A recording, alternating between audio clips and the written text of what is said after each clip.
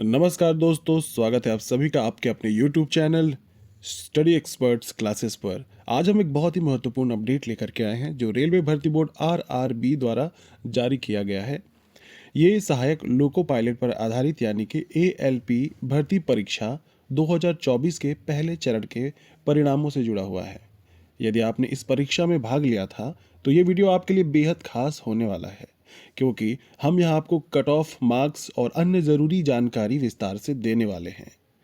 परीक्षा से संबंधित महत्वपूर्ण जानकारी आपको हम देना चाहेंगे कि रेलवे भर्ती RRB बिलासपुर ने CEN01/2024 के अंतर्गत सहायक लोको पायलट यानी कि LP भर्ती परीक्षा के पहले चरण यानी कि CBT-1 का परिणाम जारी कर दिया है। ये परीक्षा उन उम्मीदवारों के लिए थी जो भारतीय रेलवे में सहायक लोको पायलट के पद पर नियुक्त होने के इच्छुक थे।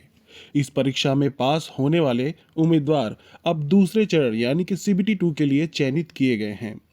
कट ऑफ मार्क्स के बारे में अगर हम बात करें तो RRB बिलासपुर द्वारा एक लिस्ट जारी की गई है जो कि कट ऑफ लिस्ट है, जिसमें कुछ मार्क्स बताए गए हैं जो कि कैटेगरी के आधार पर अलग अलग है। सामान्य वर्ग की अगर बात करें तो 58.41 कट ऑफ गया है।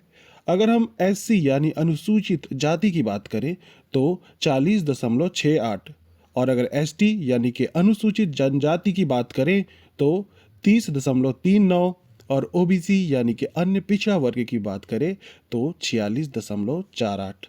EWS यानी कि आर्थिक रूप से कमजोर वर्ग के लिए जो कैटेगरी थी उसके जो कट ऑफ है वो गया है 41.13 यानी कि 41.13 और भूतपूर्व सैनिक के लिए गया है 31.37। ठीक है, आइए अब कट ऑफ को थोड़ा समझते हैं। सामान्य वर्ग के लिए कट ऑफ सबसे ज़्यादा है जो कि 58.41 अंक है।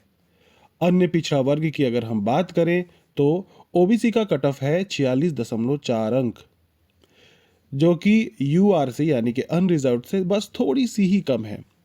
SC यानी अनुसूचित जाति की कट ऑफ 40.68 और ST यानी कि अनुसूचित जनजाति की कट ऑफ 30.39 रही। अब EWS वर्ग की कट ऑफ की बात करें तो 41.13 अंक और EXSM यानी कि भूतपूर्व सैनिक की कट ऑफ रही 31.37। यदि आपका score in cut off marks से अधिक है तो आप अगले चरण यानी कि CB2 के लिए योग्य हो सकते हैं। अब आपको आगे क्या करना है उसके बारे में हम थोड़ी बातें बताते हैं।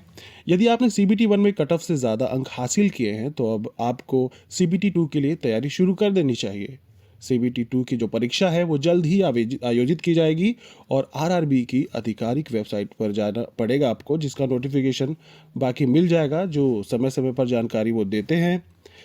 खैर, CBT-2 में सफलता प्राप्त करने के लिए परीक्षा पैटर्न और सिलेबस और पिछले वर्षों के प्रश्न पत्रों का अध्ययन जरूर करें। समय प्रबंधन और मॉक टेस्ट देना शुरू कर दें।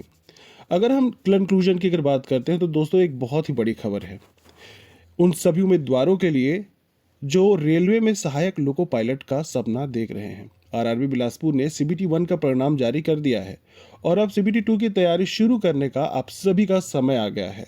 यदि आपने इस परीक्षा में अच्छा प्रदर्शन किया है तो अगला चरण आपको सफलता के और करीब ले जाएगा।